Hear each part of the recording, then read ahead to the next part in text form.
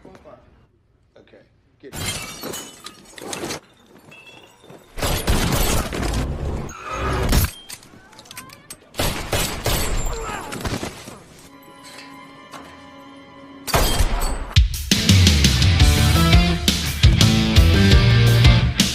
Halo Sobat Film, bertemu lagi bersama saya yang akan kembali membahas sebuah alur cerita film action menarik yang pastinya akan sangat seru untuk kalian tonton.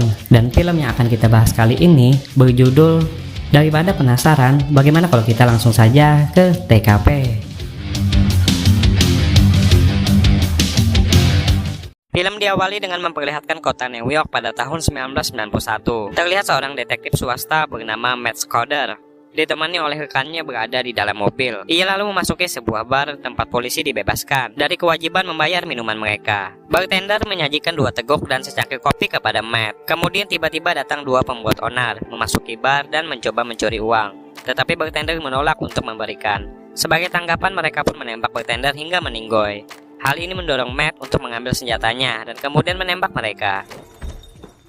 Ia mengejar pencuri itu ke jalan, menembak salah satu dari mereka. Orang kedua bersama dengan orang ketiga berhasil melarikan diri dari kendaraan. Namun Matt menembak pengemudi, sementara orang terakhir melarikan diri dengan berjalan kaki. Matt kembali menyerang dan berhasil mengenai pahanya dan mengikutinya menuruni tangga, hingga pada akhirnya menembaknya. Selama kredit pembukaan, seorang wanita nampak terbaring tak bergerak dengan mata terbuka lebar. Seorang pria mencium pipinya dengan lembut sementara pria lain berdiri di sampingnya. Yang menarik, mulut wanita itu ditutup dengan selotip. Setetes air mata mengalir di pipinya, menunjukkan rasa sedih atau tertekan. Setelah 8 tahun berlalu, Matt kini telah mengatasi kecanduan alkoholnya, mendapati dirinya berada di restoran untuk menikmati hidangan. Pada saat inilah seorang pecandu narkoboy bernama Peter mendekatinya, meminta bantuan untuk saudaranya. Awalnya, Matt tampak tidak tertarik, tetapi sesuatu mendorongnya untuk mengikuti Peter keluar dan menemaninya ke kediaman saudaranya. please. I'll be back. Saudaranya tersebut bernama Kenny Cristo. Mengetahui reputasi Matt sebagai detektif swasta, dia menawarkan sejumlah besar uang sebesar $200.000 untuk menemukan orang-orang yang telah bertanggung jawab atas penculikan dan pengeksekusian istrinya, meskipun telah membayar uang tebusan yang mereka minta. Matt dengan cerdik menyimpulkan bahwa Kenny terlibat dalam perdagangan narkoboy, dan dia dengan tegas menolak permintaan bantuannya. Namun hati Matt di sini akhirnya luluh dan mau bersedia membantu pria tersebut.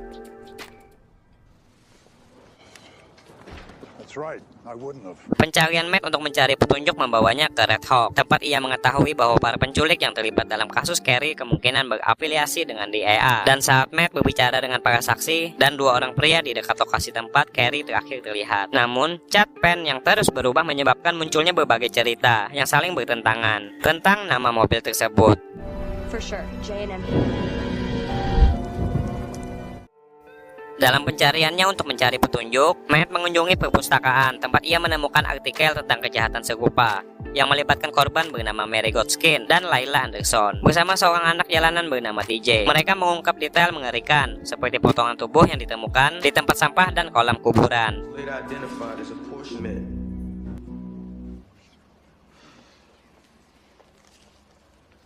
Sementara itu di kuburan, Matt bertemu dengan seorang pria bernama Jonas, seorang pengurus taman yang tampak tertekan dan tidak mau membahas kenangan saat dia menemukan jasad wanita itu. I was alone without after I was done with him. He quit. TJ mengikuti Matt dari dekat saat mereka menuju ke sebuah apartemen dengan TJ yang ingin membantu pekerjaan detektif mereka. Akhirnya Matt memutuskan untuk melanjutkan penyelidikannya sendirian dan memasuki apartemen, di mana ia bertemu dengan Ruben yang merupakan tunangan dari Layla. Matt menanyai Ruben tentang terakhir kali yang melihat Layla, dan Ruben mengungkapkan bahwa ia telah menyaksikan Layla diculik oleh 2 orang pria yang dia tidak kenal yang berada di dekat sebuah kafe. Kecurigaan Matt terhadap keterlibatan Ruben dalam perdagangan narkoba pun di sini semakin kuat. What they look like. Bedroom. Saat dia melihat keluar jendela, Matt melihat sangkar burung di atap gedung di dekatnya. Penasaran, dia pun menuju ke gedung itu dan menemukan gudang yang ternyata adalah milik Jonas, penjaga taman yang sebelumnya dia temui. Di dalam gudang itu, Matt menemukan halaman dari buku yang ditulis oleh Jonas, serta gambar-gambar yang menggambarkan hubungan intim antara Ruben dan Layla. Namun tiba-tiba Jonas di sini muncul sambil mengacungkan pisaunya. Melalui sebuah bujukan, Matt pun berhasil meyakinkan Jonas untuk menjatuhkan pisaunya. Jonas mengaku bahwa dialah pengemudi saat penculikan itu, didorong oleh keyakinan bahwa dia menyelamatkan Layla dari aktivitasnya yang berhubungan dengan narkoboy bersama Goben. Namun situasinya berubah mengerikan ketika penculik utama dengan kejam memutilasi Layla. Diliputi rasa bersalah dan ngeri, Jonas melarikan diri dari tempat kejadian. Matt mendesak Jonas untuk memberikan informasi tentang keberadaan penculik, dan Jonas memberikan informasi tentang nama penculik. Sebelum secara tragis, dia malah melompat dari atap dan mendarat di mobil di bawahnya. Picked her up. Said they wanted to make their Touch the one. What was that? Which wired one? Was it? Di kediaman mereka, kita diperkenalkan dengan dua orang penculik tersebut, yang masing-masing bernama Ray dan juga Albert. Mereka terlihat membaca tentang bola-bola Y2K, dan kemudian berkendara melewati sebuah rumah seorang pengedar narkoboy lain bernama Yuri Landau. Selama perjalanan, mereka melihat Lucia, seorang putri Yuri yang berusia 14 tahun, yang dikenal dengan panggilan Layla, sedang berjalan-jalan dengan anjingnya. Lucia melambaikan tangan dengan begitu hangat kepada para pria itu saat ia melewati mobil van mereka, hingga menarik perhatian Ray. Di sisi lain, Matt melanjutkan penyelidikannya, mengunjungi sebuah toko untuk menanyakan tentang Mary Gadskin, hingga kemudian ia menghadapi permusuhan dari seorang pemilik apartemen dan putranya, yang telah dituduh secara salah atas meninggalnya Mary, yang mengungkap keterlibatannya dalam korupsi polisi. Saat berpapasan dengan TJ sekali lagi, yang sekarang memiliki senjata, Matt mengajarinya tentang bahayanya dan menyarankan untuk tidak membawanya. Shoot me. Word. What? You heard me. Mind. No gun on your hand. Stupid looking. Keesokan harinya, Matt menghindari potensi ancaman, menemukan agen mengikutinya dalam sebuah van yang menyerupai kendaraan penculik. Tetapi mereka tidak memberikan jawaban sebelum melepaskannya. Kemudian Matt memasuki apartemen Peter, di mana dia menemukannya hampir menyuntikkan narkoboy. Nampak di dindingnya ada banyak lukisan tentang Carrie yang membuktikan kasih sayang Peter yang dalam padanya. Matt memerintahkan Peter untuk menyampaikan pesan kepada Kenny yang menyatakan keinginannya untuk mengembalikan uang yang dia ambil dan melepaskan diri dari kasus tersebut karena dia tidak ingin terlibat lagi. Return his money tomorrow. Tell him. Di tengah-tengah adegan hujan, TJ bertemu dengan dua pembuat onar yang menuntut pengembalian senjata mereka. TJ mengaku telah membuangnya ke sungai, yang menyebabkan mereka menyerang dan melukainya dengan ranselnya sendiri. Untungnya, Matt menemukan TJ di rumah sakit by Luffy. Di sana dia berbicara dengan dokter yang memberitahu bahwa TJ yang ternyata menderita anemia sel sabit, suatu kondisi yang mungkin dipicu oleh hujan atau serangan tersebut. Ketika TJ sadar kembali, ia bertanya kepada Matt tentang mengapa ia berhenti menjadi polisi. Matt berbagi kebenaran yang menyakitkan, mengungkapkan bahwa selama baku tembak yang digambarkan dalam adegan pembuka, sebuah peluru yang dia tembakkan ternyata nyasar secara tidak sengaja mengenai dan menewaskan seorang gadis berusia 7 tahun. Shot two dead. Shot 7-year-old girl in the eye. Wait. Feel sorry for me.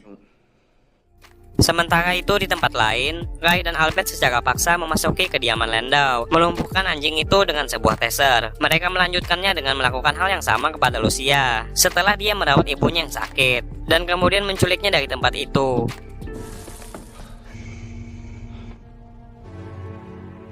Peter menemukan Matt dan membawanya ke kediaman Landau, tempat para penculik menghubungi mereka, yang kini ingin menuntut tebusan untuk Lucia. Yuri awalnya mencoba bernegosiasi, tetapi Matt campur tangan, menyita telepon dan memperingatkan Ray bahwa mereka tidak akan menerima uang jika Lucia terluka. Wait. What they need from here. Is there another line I can use? Way to force the home? They will meet you out front. Untuk membuktikan bahwa gadis itu tidak terluka, Ray memberikan bukti dan mereka mengatur pengiriman. Matt menghubungi TJ menggunakan telepon terpisah yang ditinggalkannya, memerintahkannya untuk mengambil sebuah kotak dari tempatnya dan menyerahkannya kepada Peter. TJ pun akhirnya datang bersama Peter karena memastikan dia tidak meninggalkan Peter sendirian dengan kotak itu karena rasa tidak percayanya. Kini Matt, Kenny, Peter, Yuri, dan TJ pun akhirnya berkumpul di pemakaman untuk bertemu dengan para penculik itu. Sementara Peter bersembunyi di balik batu nisan dengan senapangnya. Hand slips. Let's go. Step 3. Pertukaran terjadi meskipun nampak tangan Lucia terlihat berlumuran darah, karena Ray mengatakan bahwa ini terjadi sebelum persyaratan disetujui. Namun Lucia akhirnya berhasil bertemu kembali dengan ayahnya dan memasuki kediaman Landau. Sementara itu, Albert yang mengambil uang itu kemudian menyadari bahwa beberapa uang itu adalah palsu dan mencoba memberitahu Ray sebelum Matt turun tangan, yang dengan cepat langsung menembak Ray 2 kali di dadanya. Namun Ray selamat karena rompi anti pelurunya. Albert membalasnya dengan menembaki semua orang hingga mengenai Peter. Sementara Matt berhasil melukai Ray di samping. Step 5. Envying the exact these defects of character. Step 7. Para penculik melarikan diri dengan mobil pen mereka, sementara Matt dan Kenny merawat Peter yang terluka parah. Di saat-saat terakhirnya, Peter mencoba mengungkapkan cintanya kepada Carrie, tetapi kata-katanya yang terbatas hanya memungkinkannya untuk mengatakan aku cinta, yang menyebabkan Kenny menafsirkannya sebagai cinta persaudaraan yang dibalasnya. Such people. Except when Setelah itu, Matt kemudian menyadari TJ yang telah hilang dari mobil. Rupanya bocah tersebut berhasil diam-diam memasuki mobil pen para penculik dan melacak mereka ke tempat tinggal mereka. Hingga kemudian dia menemukan nama jalan dan segera memberitahukannya kepada Matt. Get out of there. Di dalam rumah, Ray dan Albert mencoba mengobati luka tembak yang mengenai Ray. Hingga akhirnya mereka menuju ruang bawah tanah, tempat di mana akhirnya Albert dengan menggunakan sebuah gerot malah nampak mencekik Ray. Albert kemudian kembali ke atas untuk makan. Sementara itu, Matt, Kenny, dan TJ sedang memasuki rumahnya. Matt kemudian dengan cepat memborgol Albert ke pipa dan kemudian meninggalkannya dalam tahanan Kenny. Well, What were you got? trunk of the car. Hard evidence against this house. Abandoned the garage. 20 or 30 years. Take them. Matt mengatur agar TJ kembali ke tempatnya dengan sebuah taksi. Sementara di dalam, Kenny nampak memukul Albert dengan sebuah botol hingga membuatnya tidak berdaya, dan kemudian turun ke bawah untuk mencari Ray. Tanpa menyadari, Albert di sini akhirnya berhasil membebaskan dirinya.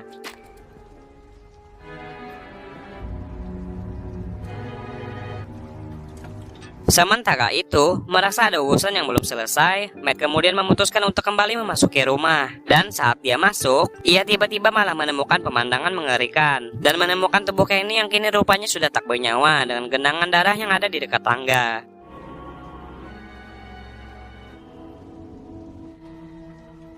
Dan saat Matt terpeleset di atas darah dan jatuh dari tangga, Albert yang masih mengancam kemudian muncul dan hampir mencekik Matt dengan gerotnya. Namun Matt melawan dan memanfaatkan kesempatan untuk mengambil taser dari Sakurai. Ia menggunakannya untuk melumpuhkan Albert dengan pertama-tama menargetkan selangkangannya dan kemudian lehernya.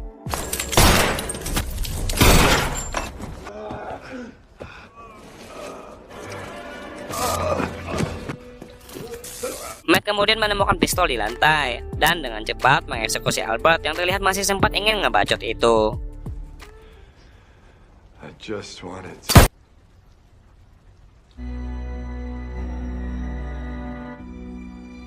Saat kembali ke rumah, Matt mendapati TJ tertidur lelap di sofa. Ia melihat gambar yang dibuat oleh TJ yang menggambarkan dirinya adalah sebagai pahlawan super. Matt kemudian duduk perlahan-lahan memejamkan mata sambil merenungkan kejadian yang telah terjadi. Film pun akhirnya selesai, benar-benar ending yang begitu mengagumkan.